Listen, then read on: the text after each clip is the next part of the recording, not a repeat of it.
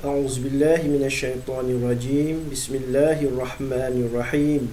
Assalamualaikum warahmatullahi wabarakatuh.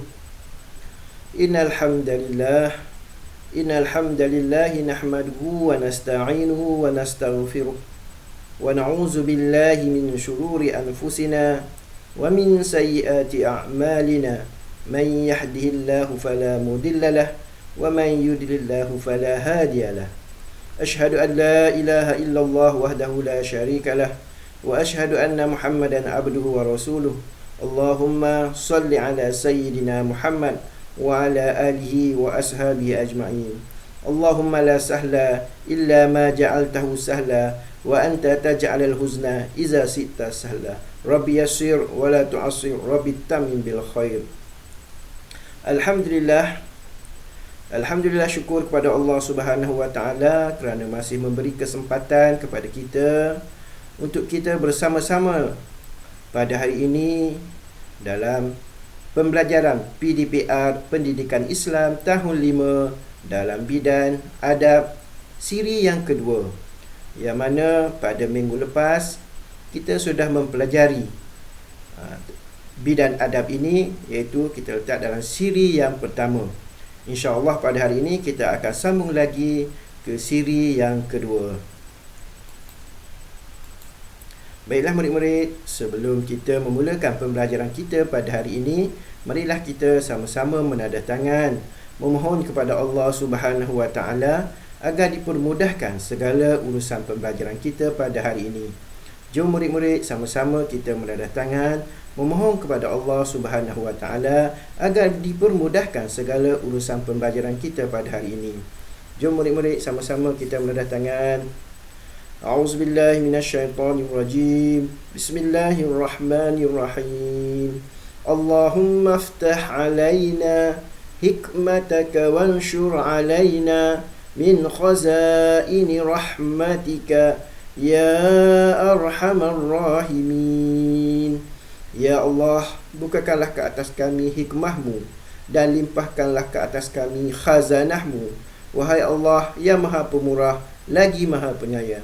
Rabbi shrahli sadri wa yassirli amri wahlul 'uqdatam min lisani yafqahu qawli.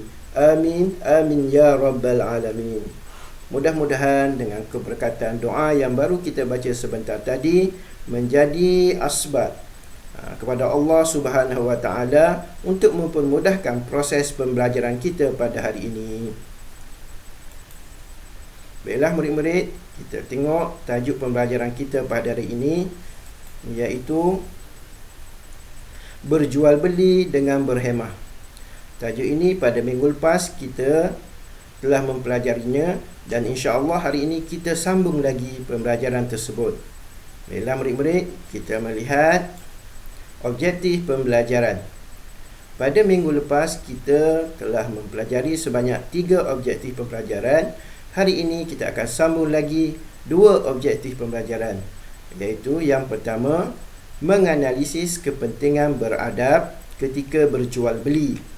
Yang kedua, mengamalkan adab berjual beli yang menepati syarak secara beradab dan istiqamah.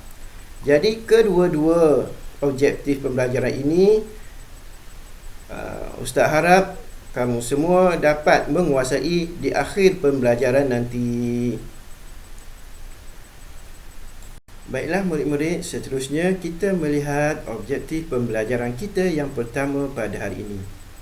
Yang pertama ialah kepentingan beradab ketika berjual beli. Jadi pada objektif yang pertama ini, kita akan melihat kepentingan beradab ketika berjual beli. Yang pertama untuk individu, yang kedua untuk masyarakat, dan yang ketiga untuk negara. Baiklah murid-murid, kita melihatnya satu persatu. Kita melihat untuk individu. Apakah kepentingan yang pertama untuk individu? Ialah mendapat pahala dan keredaan daripada Allah Subhanahu wa taala. Itu kepentingan yang pertama. Kepentingan yang kedua, pembeli dan penjual berasa berpuas hati dan gembira. Yang ketiga, keberkatan hidup terpelihara.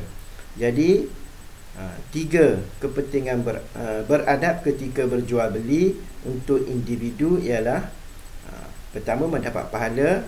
Yang kedua, berpuas hati dan gembira. Yang ketiga, keberkatan hidup terpelihara. Seterusnya, kepentingan beradab ketika berjual beli untuk masyarakat. Yang pertama, imej Islam akan terjaga. Yang kedua, hidup aman damai dan sejahtera. Yang ketiga, menghindarkan pergaduhan dan ketidakpuasan hati. Jadi untuk masyarakat pun sama, ada 3 juga. Yang pertama, imej Islam akan terjaga. Yang kedua, hidup aman damai dan sejahtera. Yang ketiga, menghindarkan pergaduhan dan ketidakpuas hati dalam urusan berjual beli. Itu antara kepentingan beradab ketika berjual beli bagi individu dan masyarakat. Baiklah, seterusnya kita melihat untuk kepentingan negara. Yang pertama, negara akan sentiasa dalam keadaan harmoni. Yang kedua, menjaga kestabilan ekonomi negara. Yang ketiga, memelihara imej negara pada pandangan negara luar. Jadi untuk negara, iaitu ada 3 juga, iaitu negara akan sentiasa dalam keadaan harmoni sekiranya kita menjaga kepentingan beradab semasa kita berjual beli.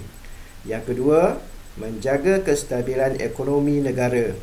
Dan yang ketiga, memelihara imej negara pada pandangan negara luar. Baiklah, seterusnya kita melihat adab-adab ketika berjual beli.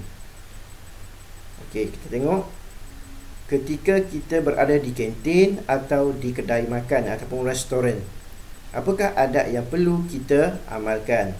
Sekiranya kita sebagai seorang penjual, yang pertama, kita mestilah sabar dan mesra melayan pelanggan. Yang kedua, menyediakan makanan yang halal, bersih dan berkhasiat. Itu untuk penjual. Sekiranya kita sebagai pembeli, yang pertama, beratur dengan tertib dan sentiasa berhati-hati. Yang kedua, tidak mengambil masa yang lama memilih makanan dan minuman. Itu sekiranya kita sebagai pembeli, kita mestilah beratur dengan tertibnya dan sentiasa berhati-hati.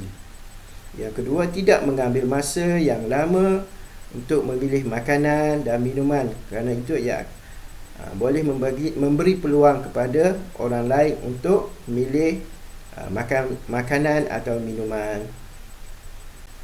Dan murid-murid, seterusnya kita melihat adab berjual beli ketika berada di pasar awam. Sebagai contoh, kita kat sini di pasar khidmat.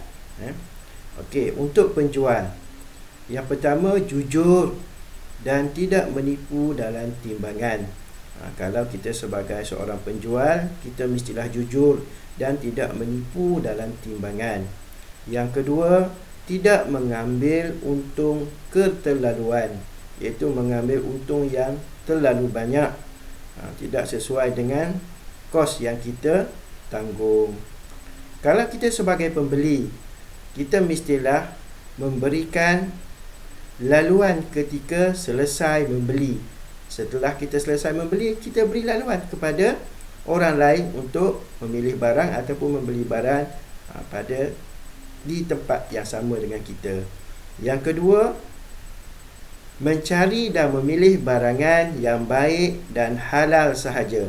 Jadi kalau kita sebagai pembeli, memanglah wajib kepada kita untuk mencari ataupun memilih barangan yang baik dan halal sahaja untuk dibeli.